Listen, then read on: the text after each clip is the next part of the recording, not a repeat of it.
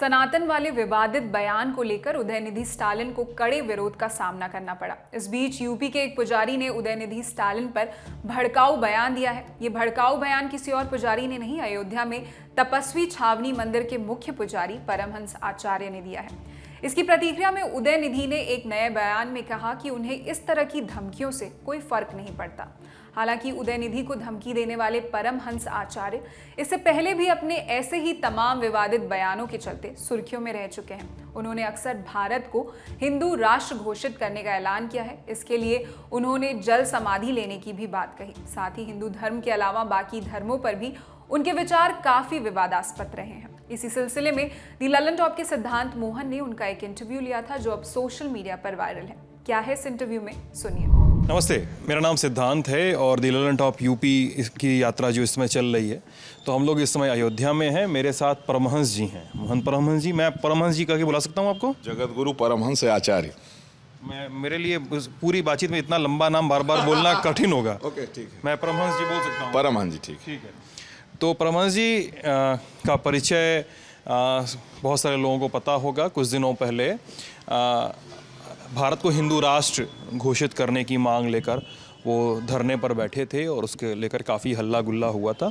तो हमने सोचा उनसे बातचीत करते हैं, उनका ये कॉन्सेप्ट थोड़ा समझते हैं और अयोध्या में जो संत समाज का जो पूरा मेयार है उसको भी समझने की कोशिश करते हैं। 2019 में कोर्ट का आदेश आ गया कि अब मंदिर बनेगा अयोध्या में।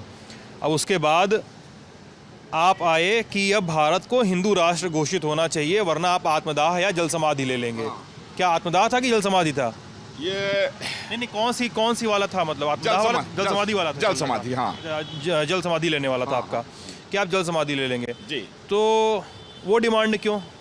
ये जब राम मंदिर का जजमेंट आ गया तो जजमेंट के पहले ये था कि जब सर्वोच्च न्यायालय ने कहा कि अगर आपसी जो है कंप्रोमाइज से हो जाए तो बड़ा बेहतर रहेगा। हम लोगों ने बड़ी ताकत लगाया लेकिन कंप्रोमाइज का कोई वो नहीं हो पाया। जब जजमेंट के पहले सब कहते थे कि जो भी सर्वोच्च न्यायालय का आदेश आएगा उसको हम मानेंगे, लेकिन आने के बाद में असदुद्दीन ओवैसी से लेके तमाम इस्लामिक संगठन ये कहने लगे कि वहाँ बाबरी मस्जिद थी, है और रहेगी, और वो धमकी देने लगे कि वक्त बदलेगा तो फिर जिस तरह से मंदिर टूटा था फिर मंदिर तोड़ के फिर बाबरी बनाएंगे। तो मुझे ऐसा लगा कि इसको बहुत हल्के में लेना ठीक नहीं है। तो हमने कहा कि अगर आप ये चैलेंज फिर कर रहे हो तो एक बार हमारी पीढ़ियों ने संघर्ष किया, एक लंबे काल तक 500 वर्षों तक एक लंबा संघर्ष करने के बाद में और सर्वोच्च न्यायालय के आदेश के बाद मंदिर बन रहा है। फिर जो है अगर ऐसी स्थिति फिर दोबारा कहीं फ्यूचर में आई तो वो स्थिति न आए, इसके लिए हमने कहा कि मुसलमानों को पाकिस्तान बांग्लादेश इसीलिए दिया गया कि 16 अगस्त 1946 को ये जिन्ना के कहने पर मुस्लिम लीग ने डायरेक्ट एक्शन डे का फरमान जारी किया। उन लोगों का डिमांड था कि हमको अलग राष्ट्र चाहिए। मुस्लिम समुदाय का कहना था कि दो सिद्धांत को मानने वाले लोग एक जगह नहीं रह सकते हैं, और उसके लिए लाखों हिंदुओं का कत्ल और सिखों का कत्ल मुसलमानों ने किया। पाकिस्तान बांग्लादेश अलग हुआ, वो मुस्लिम देश भी घोषित हो गया।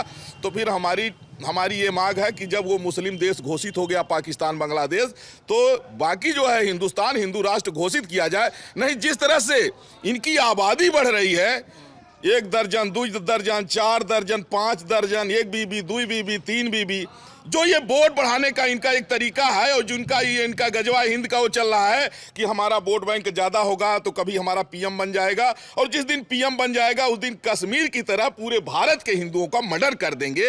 ये इनका चल रहा है। कश्मीर में हुआ, गोधरा में हुआ, वेस्ट बंगाल में अभी हुआ।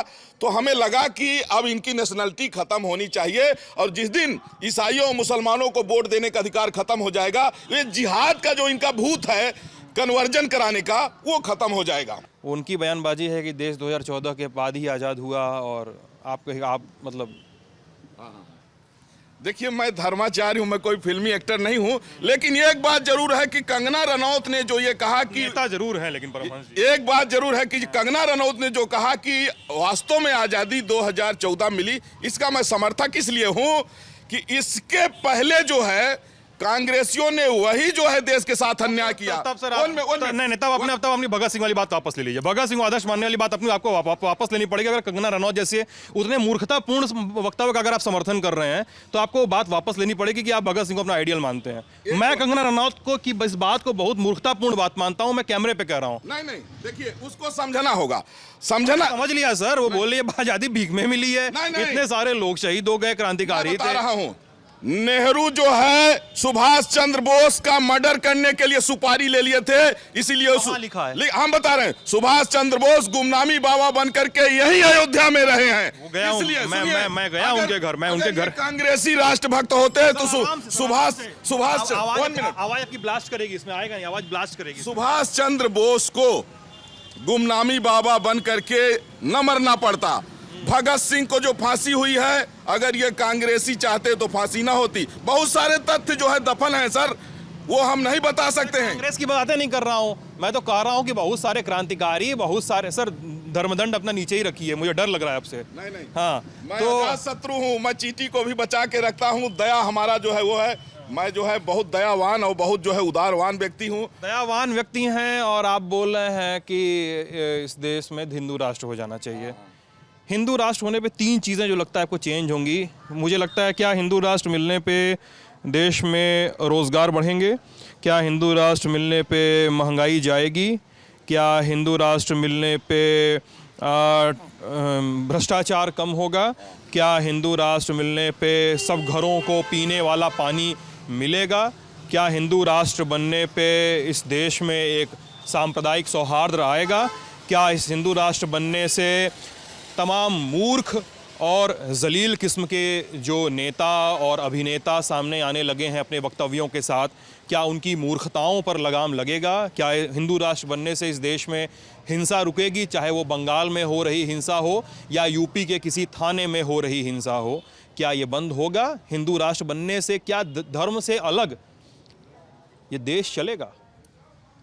जिन शब्दों का आपने उल्लेख किया, क्या होगा, क्या ऐसा होगा? ऐसा होगा, और ऐसा होगा इसीलिए हिंदू होगा। चलिए बताइए कैसे होगा। 1 मिनट। हिंदू राष्ट्र बनने के बाद में क्या कलाम है ना, 1 मिनट। हाँ, हिंदू राष्ट्र बनते ही जो ये कन्वर्जन चल रहा है ये खत्म हो जाएगा। कहाँ चल रहा है कन्वर्जन से? मैं पूछना चाह रहा हूं आपसे। तमाम ईसाई मिशनरियां, इस्लामिक से अभी जो है मौलाना उमर, मौलाना जहांगीर कासमी की बात कर रहे हैं, है ना, ये बिल्कुल पकड़े गए, जो हजारों हिंदुओं का जो है धर्मांतरण करा चुके थे। आरोप लगे उन पर। हाँ, तो जो ये चल रहा है ये खत्म हो जाएगा, क्योंकि जो हमारा जो एक सनातन धर्म है, जो एक परंपरा हम लोगों की है कि सबका कल्याण हो, सबका भला हो, वो तब संभव है जब भारत हिंदू राष्ट्र बन जाए। क्यों? अगर उस परंपरा को मानने वाले कश्मीर की तरह मार दिए जाएंगे, गोधरा की तरह जिंदा जला दिए जाएंगे, अगर वो परंपरा के मानने वाले ही खत्म हो जाएंगे तो फिर अल्लाह अकबर कह के जो आतंकवादी हैं उन्हीं का बोलबाला पूरे विश्व पर हो जाएगा। धर्म विशेष से दिक्कत है परमहंस जी, हमको लग रहा है। हमें दिक्कत, धर्म तो सनातन धर्म है, वो तो मजहब है। देखिए, इस्लाम एक मजहब है, इसको ऐसा मत बोलिए परमहंस जी।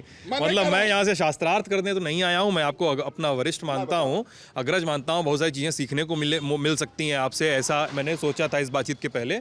लेकिन पूजा हो रही है तो कई मुस्लिम धर्म गुरु जो हैं, मौलाना इमाम, उन्होंने खुद कहा, अरे असदुद्दीन ओवैसी ने कहा इस्लाम कोई धर्म नहीं, मजहब है। और बोले हमारे यहाँ धर्म गुरु नहीं होते, हमारे यहाँ इमाम होते हैं, मौलाना होते हैं। धर्म गुरु तो उनके होते हैं जिनका धर्म है। और बोले हमारे यहाँ इमाम होते हैं, मौलाना होते हैं, हमारा धर्म नहीं। ये असदुद्दीन ओवैसी का बयान है, ऑन रिकॉर्ड है, आप सर इसको देख लीजिएगा। और तमाम मौलानाओं का बयान है, इमामों का बयान है। मैं कब बोल रहा हूँ कि बयानबाजी नहीं होती इस देश में? जब मैंने कहा कि इस तरह का चीजें होगा तो उसमें वो सब मूर्खताएं शामिल है, उनको भी मैं कह रहा हूँ मूर्खताएं। तो आखिरी बातचीत सर दौर में है। अब मैं यहाँ पे कुछ काउंटर देना चाहता हूँ कि मैं नहीं चाहता हूँ कि देश हिंदू राष्ट्र बने। सीरियसली बता रहा हूँ, मैं नहीं चाहता।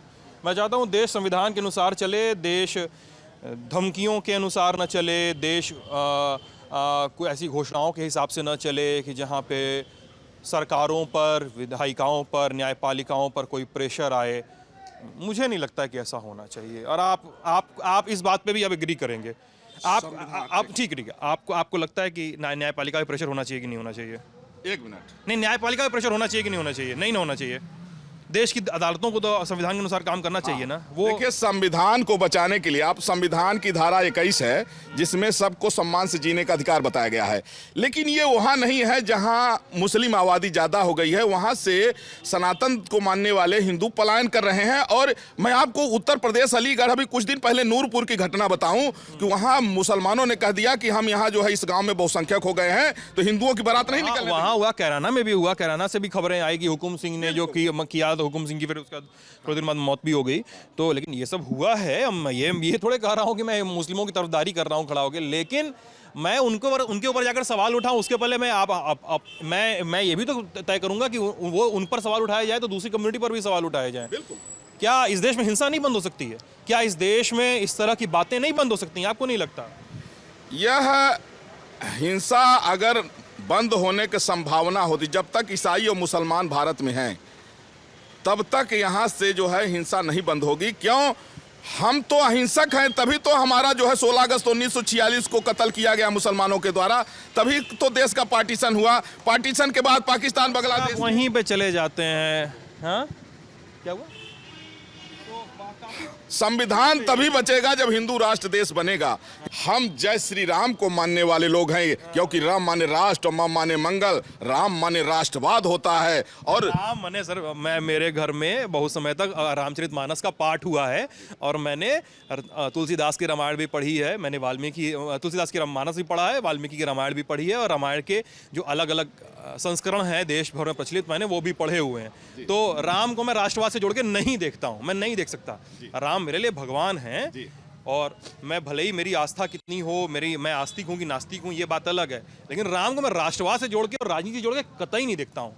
और मैं यहाँ पे बोलना भी चाहता हूँ कि राम को एकदम अपनी जागीर समझ के नहीं चलना चाहिए, किसी भी पार्टी को और किसी भी को। भारत का जो राष्ट्रवाद है वो राम राज्य का राष्ट्रवाद है। वही बात परमहंस जी। और राम राज्य जैसे आज तक कहीं भी इतिहास में कोई शासन तंत्र नहीं था, और उसको पुनः स्थापित करने के लिए आप अभी देखिए, आप अभी वादा कर चुके हैं कि आप जल समाधि नहीं लेंगे और कभी ना ऐसा दावा करेंगे। वादा टूटेगा सर, मैं आपसे लड़ाई करूंगा फिर, ठीक है? ये वादा नहीं टूटना चाहिए, क्योंकि 3 साल हो गया ना, ऐसे नहीं हुआ। तो फिर आप बोले हैं कि आपको विधानसभा से ऊपर अगर लोकसभा तक का ऑफर आएगा तब आप कंसीडर करेंगे। पार्टी होगी बीजेपी, और हिंदू राष्ट्र वाली जो आपका चल रहा है वो सब चल ही रहा है, ऐसा कुछ। अगर आप ये पूरा इंटरव्यू सुनना चाहते हैं तो लिंक आपके लिए डिस्क्रिप्शन बॉक्स में उपलब्ध है। इसी के साथ इस वीडियो में इतना ही। देश और दुनिया की अन्य खबरों के लिए देखते रहिए नीलम टॉक। शुक्रिया।